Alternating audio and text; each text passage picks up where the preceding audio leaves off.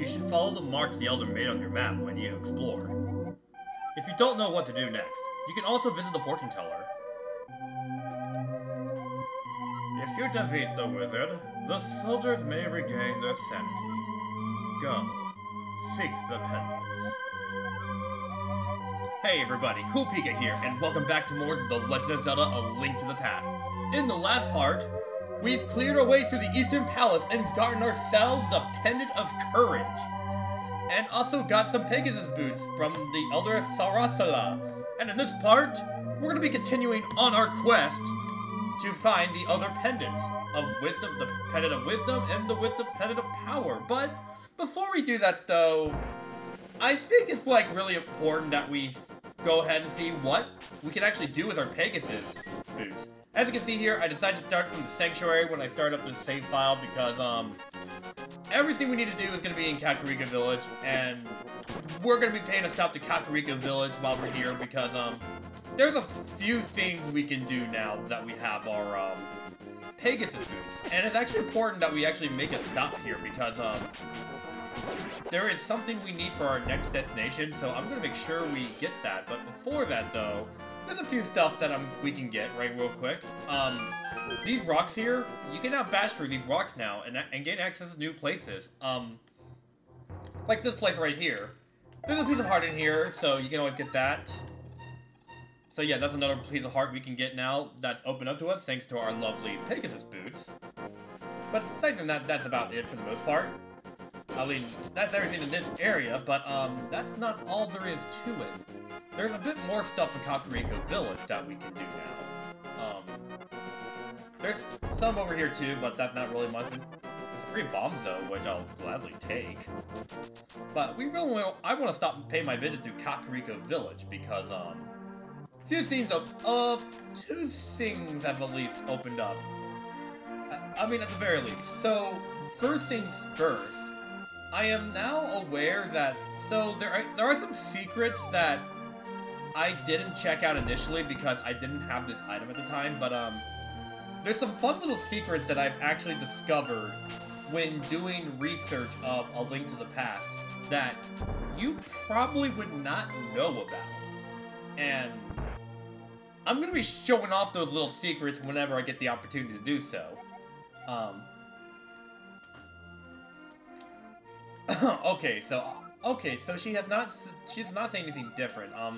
I also really was just checking to see if she said anything different, but I guess that hasn't changed, really.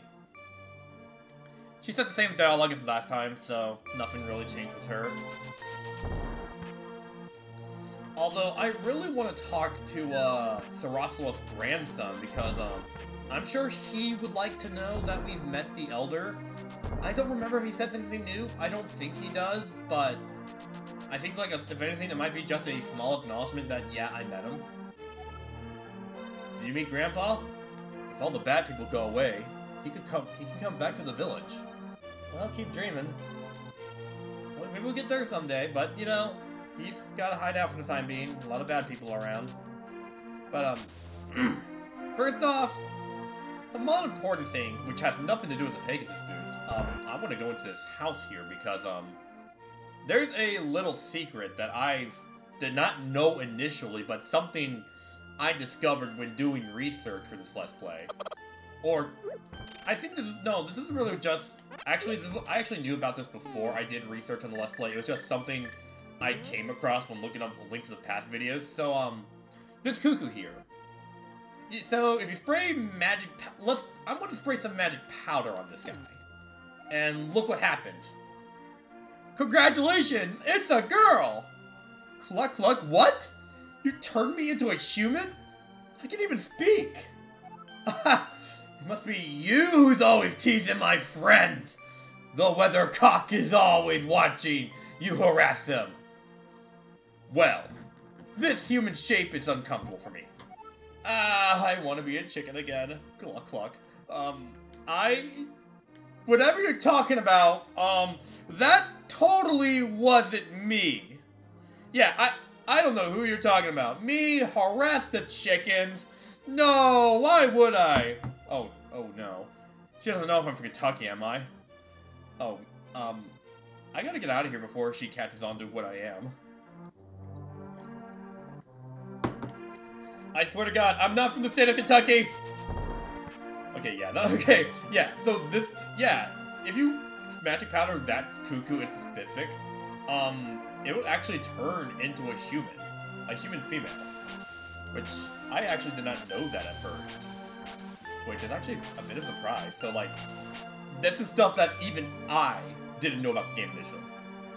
I have no idea there was like secrets like this, but one more thing though. So, remember this little cowboy right here that always runs away from you? We can actually catch him now that we have our Pegasus boots. So like, it might take me a few tries, but get pretty close to him, and we can catch up to him, and nah, I missed him. You gotta anger yourself a bit right just to get him, but he's actually not that hard to catch. He gives you like a little tidbit if you catch him, so let me try this again. Hey buddy, think you can run from me? I can't believe you caught me! Wait, Speed, I can't believe you caught me! I'm sure, Speed, it must have been easy to kidnap Zelda. You don't look like such a bad guy, though. Anyway, because you have such quick feet, it might be such a good idea to try and run and bash into many things. For example, the trees in this village have many useful things hanging around the branches. Well, you just try it, okay? So yeah, okay, yeah. So you can catch that guy now, and he gives you like a little tidbit about the Pegasus boots. Like, for instance, using the Pegasus boots can like be really good on bashing onto certain objects, like this tree, for instance. Bash onto this tree in particular, it just gives you like a rupee. Doesn't do anything special, but it is something that's there. Although bear in mind, at some point later in the game, that spawn point changes to something else, but right now, it's just a few rupees. Not all the trees necessarily give you something, like these trees here, they don't really do anything. But, actually, what is this tree? Does this tree give anything? Okay, yeah, fairy, which, I could use a new fairy right now since mine, I already used one fighting the armored knight. So, I'm gonna go ahead and get a fairy here. Aside from that, that's about it for this part, anyway.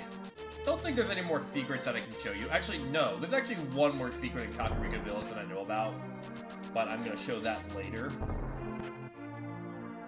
First off, the main reason we want to come here is because there was this library earlier, and it's actually really important that you come and get this when you're in Kakariko Village, because, we are actually going to need this for when we go into our next palace. And that is that book up there. We couldn't really do anything about it earlier, but now that we have the Pegasus boots, we can just knock it off the shelf like so. Man, whoever thought to put that book up there without consideration of a ladder, how dare you? But anyways, we got the book of Modora. That is something that can be used to translate ancient Hylian text. That's gonna come in handy at some point.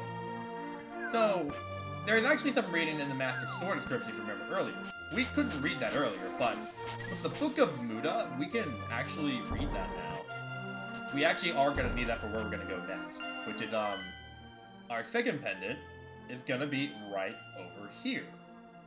Over in the desert region, which is actually not far from where we live. We paid a visit to, like, the southern area, like, a little bit. It was in the east side of that direction, if you can remember. So, yeah.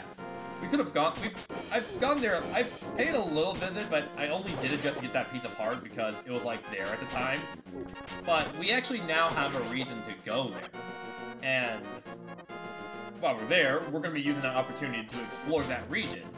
Because, there's several things we could actually do down there. It's like definitely stuff that is worth our time. Although first off, I'm gonna check out this place right here that you might find right over here. What is this place? We got a nice flute boy over here just playing some music. Just playing some music with the animals. It's a bunch of bunnies, birds, and some kind of turkey. They're just vibing. I wanna You know what? I want to get in the party too. Hey guys, how you doing? Wait, don't go. Don't go. I'm sorry. I take it back.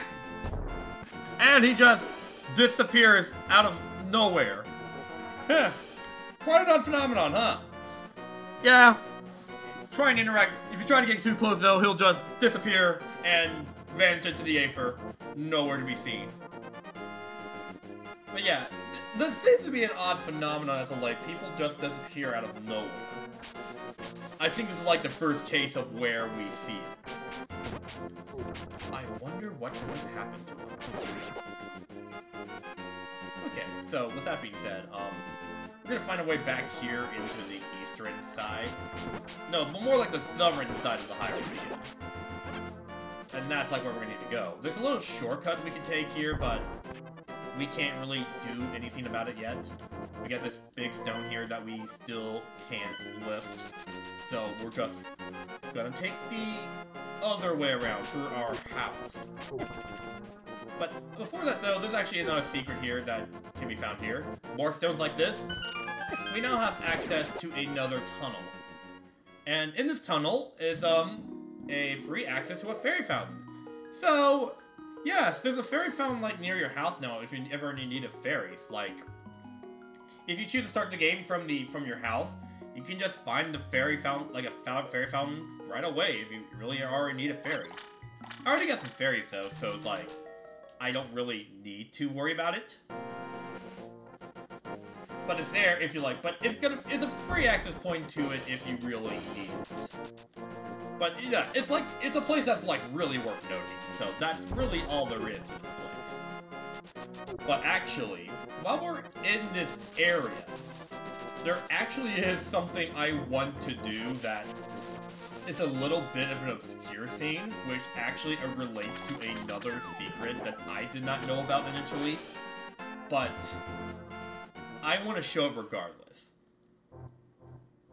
Okay, it's a really obscure scene. So first off, I want to do this scene again, like drain the lake and open the floodgates, because this actually does something, because there's actually something I did not initially know about this. So let's see here. You remember these fish we can just carry, right? You remember, if you throw one into a lake, you can get some free rupees out of it. But what you may not have known is there is actually something else you can do with this fish. What I'm gonna do with it, I bet you didn't even think of doing this, but I'm gonna take this back to Kakariko Village. Why would you do this? Okay, no, fish, come back. No, fish. Leave me alone. Okay, I hope this doesn't disappear. Because it would suck if I had to do this over again. But, okay, there, oh, no. Oh no, I lost it. Oh man, I gotta go back down and get it again. Oh my god. Yeah, we're back at Kakariko Village with this fish. Yeah, you can just do this. Yeah, for some reason, but if you manage to carry this fish all the way over to this bottle merchant... Hey! They say eating fish makes you smart. You have to give me this fish for this stuff, okay? Done. He actually drops you some rupees and some stuff too. So yeah, I did not initially know that this was something you can do, but yeah, that's a little obscure secret that you can do with this guy. We may not be able to buy more stuff for him, but he can give you stuff if you like breed fish for him. It's a really obscure scene that you really wouldn't think of doing right off the bat, or go out of the way to do this, but it's something you can do. Eating fish makes you smart, apparently. But that was really all I wanted to show. So I'm gonna go ahead and cut away back to the south area of Hyrule, because that was really all I wanted to show was that.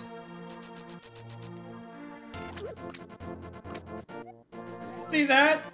Fish does give you money! Thanks for the money. Okay, you had to throw it in the place where I can't swim, but okay. I appreciate it nonetheless. Okay, I actually wanted to go ahead and go to this eastern side real quick because, I think there's a few things here that's actually worthwhile doing in this area. Well, a few things here. Anyways, it's a little out of the way. We can't really swim. There's some parts in this area that does involve a bit of swimming, but there's actually some stuff here that we can actually grab real quick, and I think it's really good worth grabbing. So yeah, we have this cave right here. So we got a few of these caterpillars we can just shoot down. We can't really reach them with our swords, so we honestly just have to use our arrows to just shoot them down. Although they can be a little bit tricky to kill since they move around a lot. And you kind of just want to time your arrows right. Which I'm kind of not good at, apparently. Maybe I can use my boomerang on them. Does my boomerang do anything? Okay. Okay, no. Actually, no, they're immune to boomerang. Never mind. I still got them, though. Took me a few arrows to do it, though. We found a thieves hideout. Take some rubies. Don't tell anyone I gave them to you. Keep it between us, okay? Yeah, we got some free rubies out of that. 300. This is like a spot to get some good rupees. Already we're at 900. Oh, jeez, I'm kind of scared within these treasure chests now because, okay, there's some bombs here. 20 rupees. Yeah, we're already...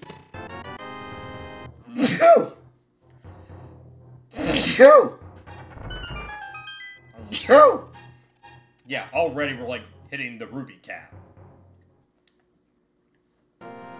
Which is actually kind of perfect, actually, because I actually do need half of those rupees for something. And honestly, it's not really hard to get. I mean, I've been pretty good about using my rupees. I've been pretty conservative with it in the first part, and it's actually not really hard to get. There's this thing here that'll just split into multiple miniature squids, whether you hurt it or not. If you just kill it, it'll just explode in many pieces. It doesn't really matter to kill them because they're just gonna despawn anyway. But there's a nice little item here you can get in this area, and that's kind of why I went down here, because if you go down here, there's a nice little secret cave here. And it's like a little nice ice cavern. And if you go out of your way to get this, you get yourself an ice rod. It's a rod that basically, well, free stuff. It's actually a bit of an optional item, and you don't really need it for anything, but it's nice to have, and I like to have all the items on me. It's one of the few instances where it's one of those optional items you can get. Yeah, you can just pretty much just freeze enemies with it. That's pretty much the self-explanatory answer to what this item does. But that's really all there is to this place for now. I will be revisiting this place a little bit later because I know there's like one other theme that's over there, which is that rock we can't lift up. I believe there's like a secret tunnel there as well, but we can't really open that. Okay, no, I'm not gonna use the... I'm not gonna rewind and undo that death. I'm actually gonna be honest about it. I'm definitely not going to do that. Okay, yeah, okay. I've made it clear I was not gonna use any restore points, but... Although now that I died, I'm gonna have to go and get myself another fairy. So, hold on just a moment. Okay, no more detours. And I got a cat on me. Anyways, no more detours. Now we can finally... Yeah, give me your stuff, you bunny. No more detours. Now we can get into where we actually need to go, which is actually in the desert. The desert region. The Desert of Mystery, as its official name. Back before we actually had an official title of the Gerudo Desert. Because, I think at this point in the series, like, Gerudo has not been... The title of the race, Gerudo, has not really been established. some little tidbits of lore on Ganon was established, but not a lot. But aside from that, we got all that's really here in this little beginning area here. We got this man. What's up with this guy? Pay no attention to the average middle-aged man standing by the sun. Leave him alone. Hi, I've seen. I'm afraid that's not my problem. So, this is what I think about your sign. Why did you take me sign? It says plain as the day to just leave me alone. Sheesh.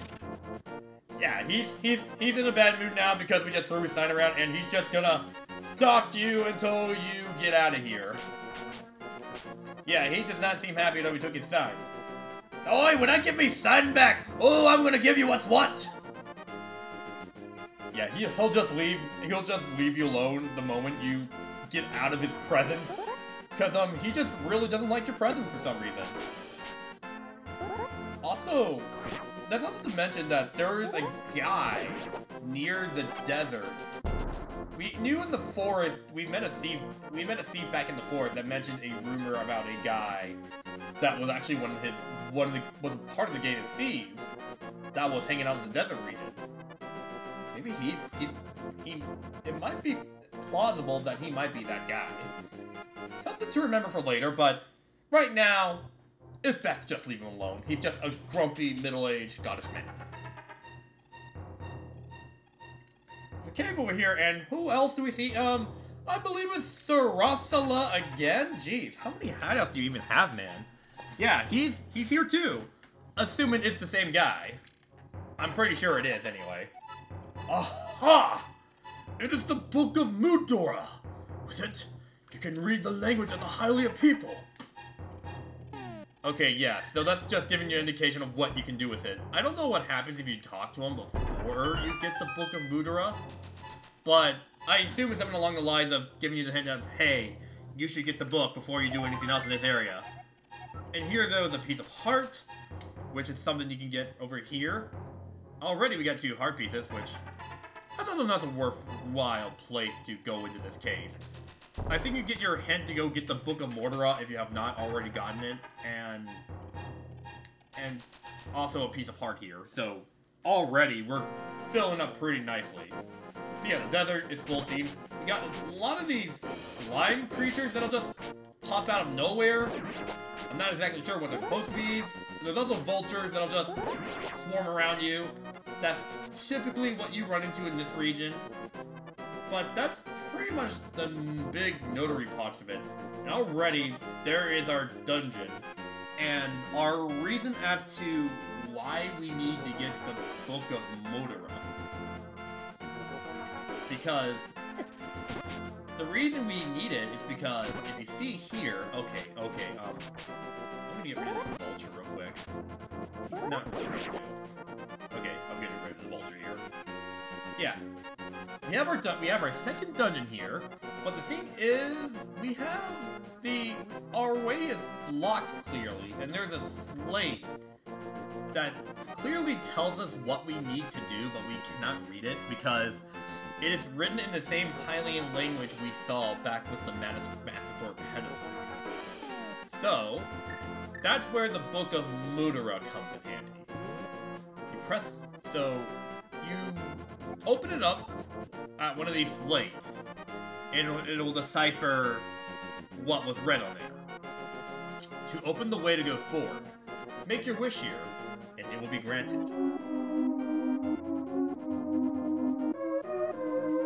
Oh my god, I really do have peak hair.